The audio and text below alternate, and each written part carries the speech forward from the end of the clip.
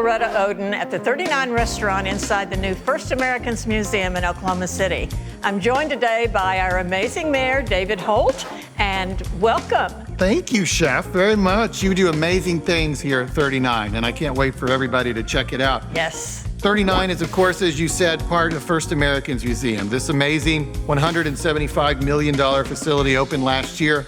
Was 3 decades in the making, but it's worth the wait because it's one of a kind. It's got a 100% native curatorial staff. It really tells the native and indigenous story with a real authentic heart. We expect people to come here from around the country and around the world in the years ahead. And when they come here, they're gonna get a fantastic meal. So tell us what you're gonna cook today, Chef. Absolutely. We are going to be doing a native ragu, and I'm gonna show you how to do it. I'm gonna show our guests how to do it, and we need to get in the kitchen and get to work. Excellent, let's do it.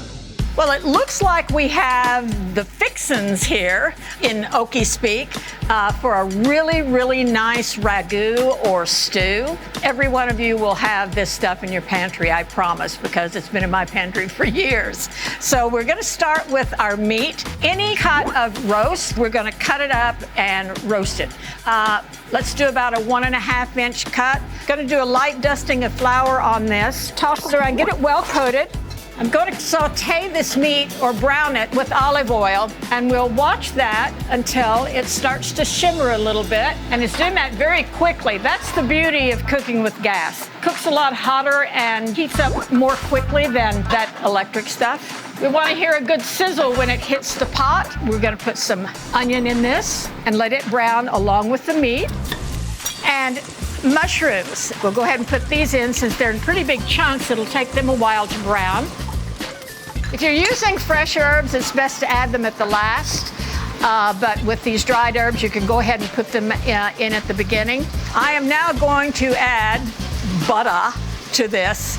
This is going to make our sauce really rich, give it a lot of texture. Who doesn't love a lot of butter? I also have some tomato paste here. This will give some color.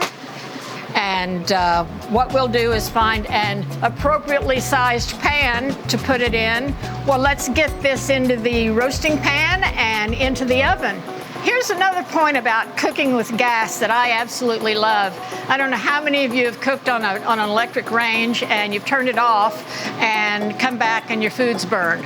That doesn't happen cooking with gas because you turn it off and it's off, period. Scrape all that good stuff out of there.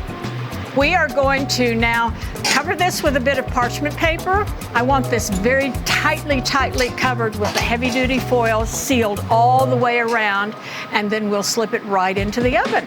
Here's the good version of our beef ragu. We're gonna serve this with a piece of delicious homemade cornbread. I hope you've enjoyed making this as much as you're going to enjoy eating it.